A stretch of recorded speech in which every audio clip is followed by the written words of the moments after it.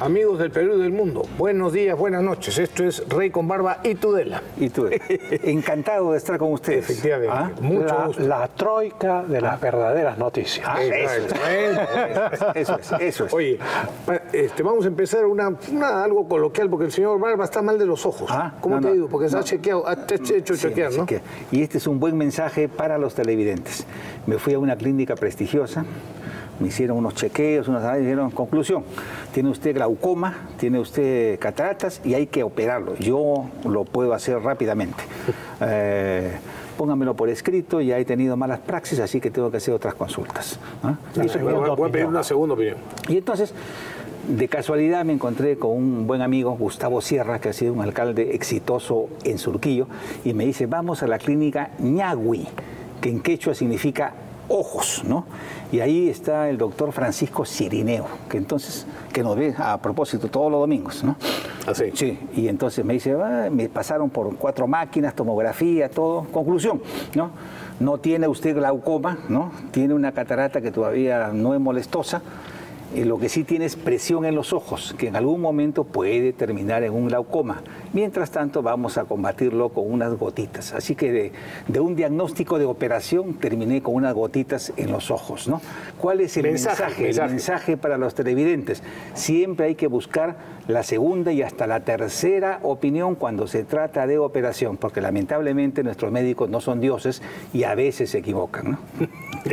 Yo te voy a llevar, habla muy bien de ese médico, yo también yo te he dicho para que vayas a ver a mi oftalmóloga, la doctora Pilar Frisancho, que no sé si nos ve con su esposo, pero en cualquier caso he recibido, vale la pena esa tercera opinión. Yo puedo hacer una tercera opinión, ¿no? Que es el doctor Risco, que es mi oftalmólogo. Sí, claro, cómo no. Claro. Del colegio nuestro. Correcto. Mayor que nosotros, pero del colegio. O sea que ya tienes 3 opciones. Muy bien. Los televidentes, ya saben, ¿ya? Hay que buscar siempre la tercera opinión. Muy bien. Vamos a empezar con Francisco Tudela, 2 noticias. Bueno, yo creo que una noticia que deleita a los caviares, porque nos toca directamente, es que su benefactor, Luis Ignacio da Silva Lula, ¿no? Su condena ha sido ratificada por el Tribunal de Segunda Instancia TRF 4 de Porto Alegre. ¿Eso significa qué? Eso significa que se va a la cárcel. Era interpuesto, su abogado ha interpuesto un habeas corpus que se ve este miércoles en la Corte Suprema. Si la Corte Suprema rechaza el habeas corpus, ese mismo día va tras Barrotes, el hombre que instruía a OAS, que instruía a Odebrecht, a quienes debía financiar y mandaba a sus publicistas para asesorarlos. Pues este gran mecenas del comunismo latinoamericano pues tiene los días contados. Y ese mismo día, en el programa Rey con Barba, vamos a regalar pañuelos para que los rojos y los caviares tengan dónde depositar sus lágrimas, ¿no? O Kleenex, que es absorbente. También. Bueno, otra noticia internacional de hace muy pocas horas, en realidad hace 1 hora y media, 2 horas, es que Fabricio Alvarado, el candidato presidencial en Costa Rica, conservador, líder evangélico, periodista, político, ha sido diputado, ha ganado las elecciones y ha ganado las elecciones por un margen de 5 puntos, 4.5 puntos.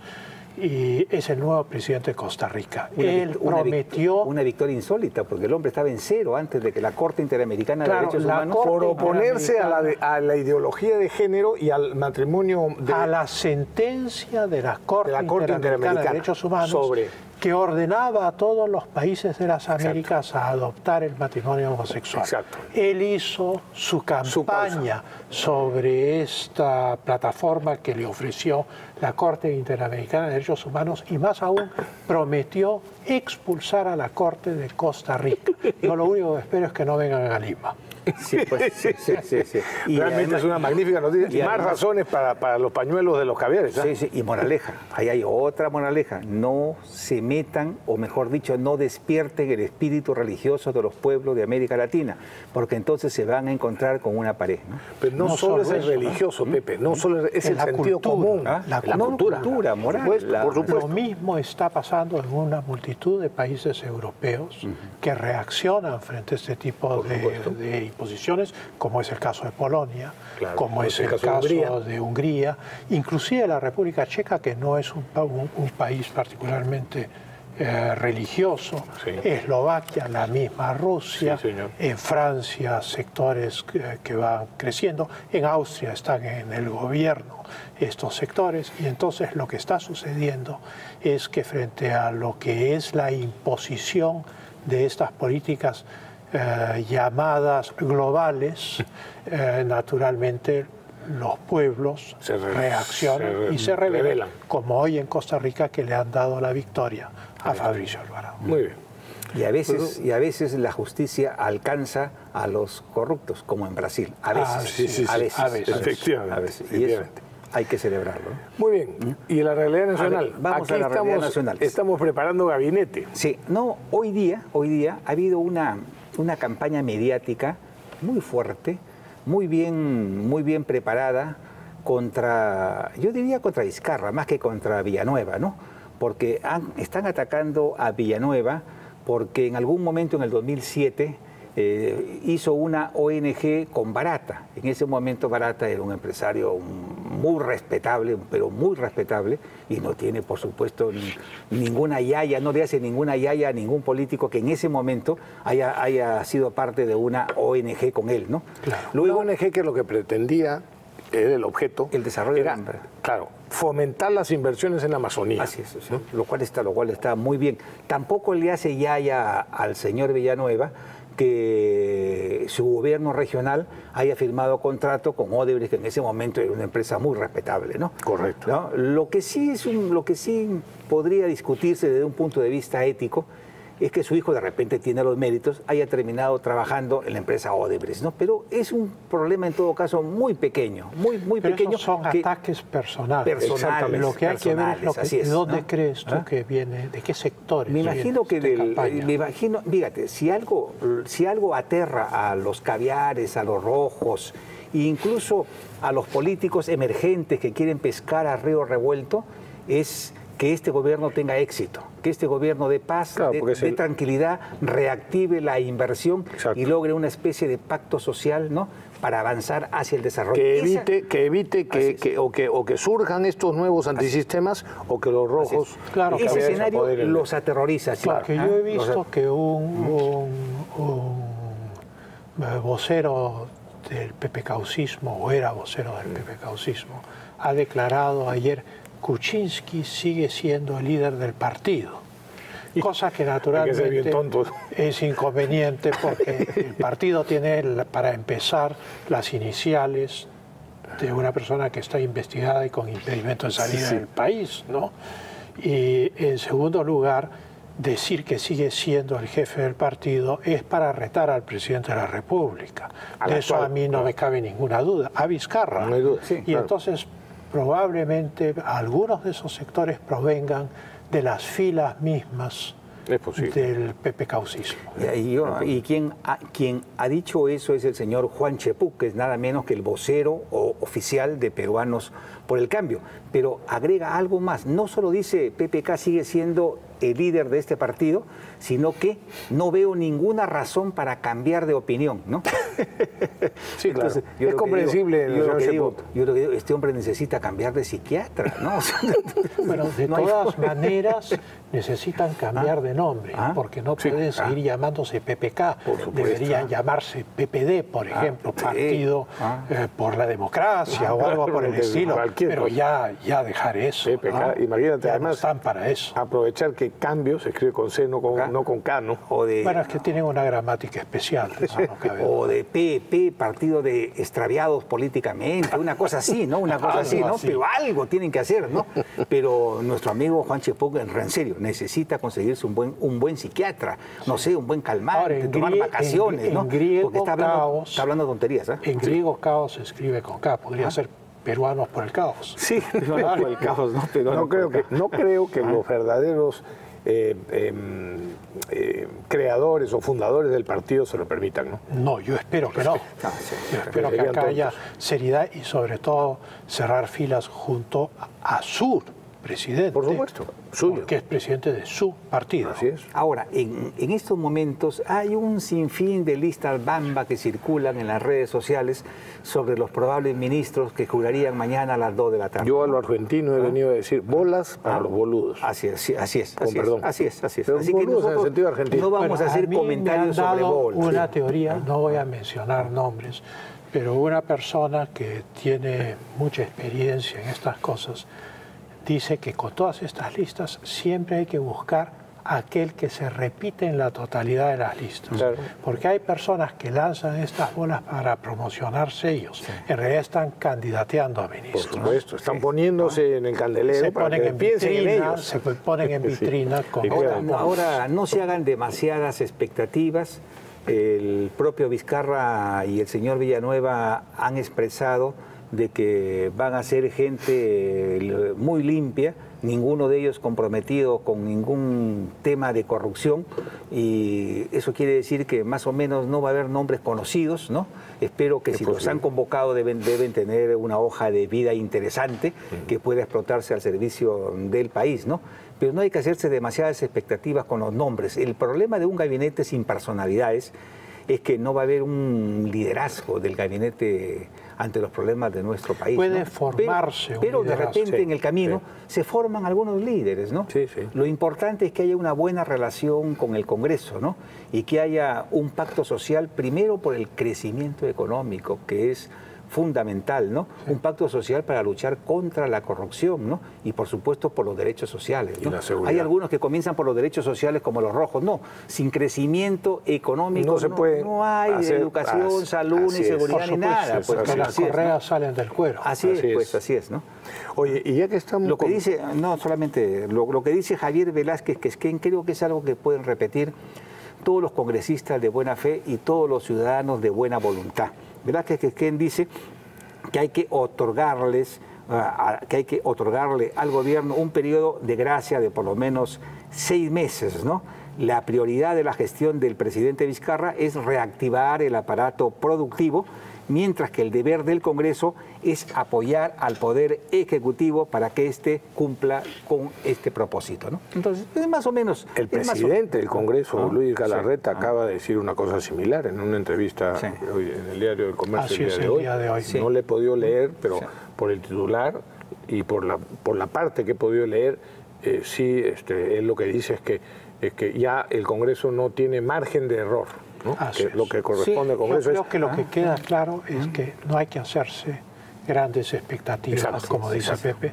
No se trata de un gabinete de premios Nobel. No es, por lo menos no se llaman gabinete de lujo. No es un gabinete de lujo, pero es un gabinete responsable en un país que está muy golpeado. Todavía está por verse, ¿no? Por la corrupción.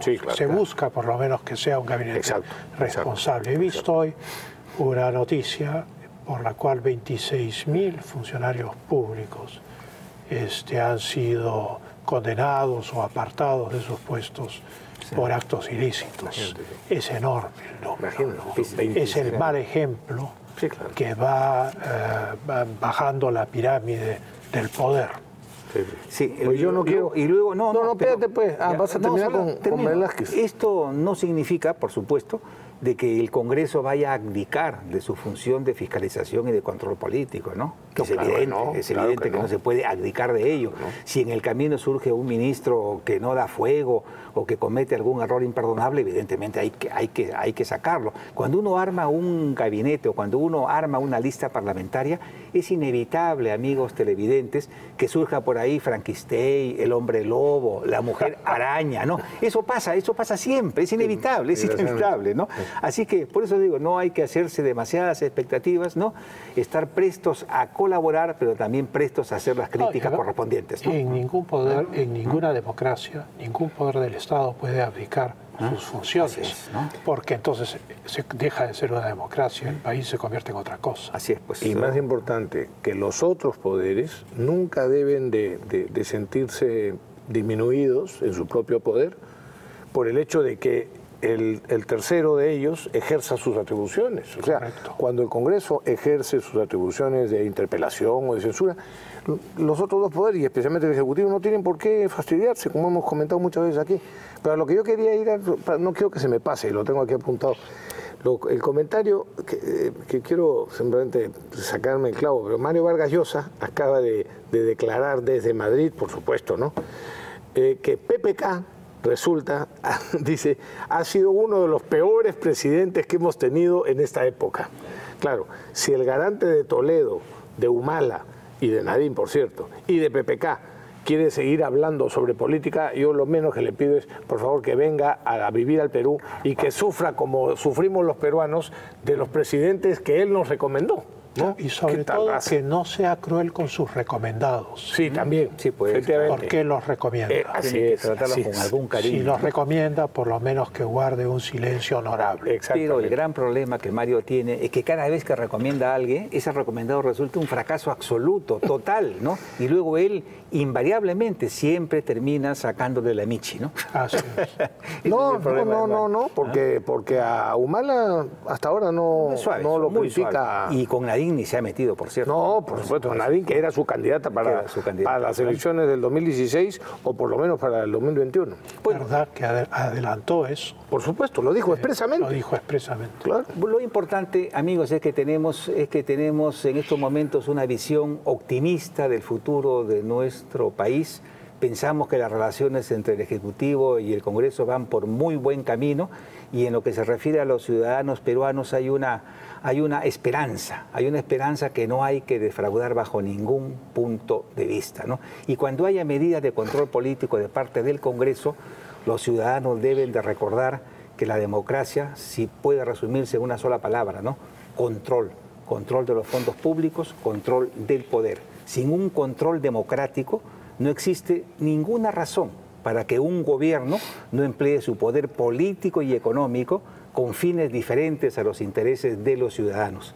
Por haber olvidado esta verdad, los rusos despertaron una noche al lado de Stalin, los venezolanos al lado de Chávez, los cubanos al lado de Fidel Castro, nosotros también al lado de Fujimori y de Montesinos, ¿no? Porque así fue, ¿no? Bueno, entonces el control político al lado de Lenin, sí, claro, que fue el que estableció la dictadura. Sí, claro, efectivamente. Claro. Bueno, oye, pero nosotros dentro del país está la cosa normal, está tranquila, etcétera. Pero como bien dice Hugo Neira, que cada vez escribe mejor, brillante, Hugo Neira, que ha sido rojo en su juventud y que sin embargo ha evolucionado como toda la gente inteligente que alguna vez creyó en el comunismo. Dice, en resumen, resumo en un minuto, como dice lo principal de su último artículo. Lo había dicho y repetido. Si lo vacan, pues para eso están los vicepresidentes. Así de sencillo. Claro, por supuesto. Y todo tranquilo en el Perú, porque ha desaparecido, dice, el factor de inestabilidad, lo que hemos mencionado aquí muchas veces. Salimos del callejón sin salida. Así es. Pero en Chile y en España nos están haciendo leña, dice. En España el país publicó en portada el siguiente titular. La guerra interna de los hermanos Fujimori acaba con el presidente a 2 semanas de la Cumbre de las Américas. Imagínate, o sea, el presidente cayó. ¿Quién firma la nota? Lógicamente, Jacqueline Fox, que nos la tiene jurada, dice Hugo Neira. Y por otro lado, en la televisión chilena, CNN local, dice que todo se explica por 2 bandos japoneses enfrentados entre ellos. Ni una palabra sobre Odebrecht. Y en portada del diario La Tercera dice, la dimisión de PPK ahonda la crisis. A 5 columnas, el titular. Y dice Hugo Neira, es al revés, no ahonda la crisis, la resuelve. Lo resuelve, Estos periodistas, dice él, hacen el papel de los troles y comentarios deliberadamente sesgados y falsos, incompletos. Y rara vez, por cierto, se menciona la unidad de investigación financiera y los millones de dólares de Odebrecht vía First Capital y Westfield a PPK.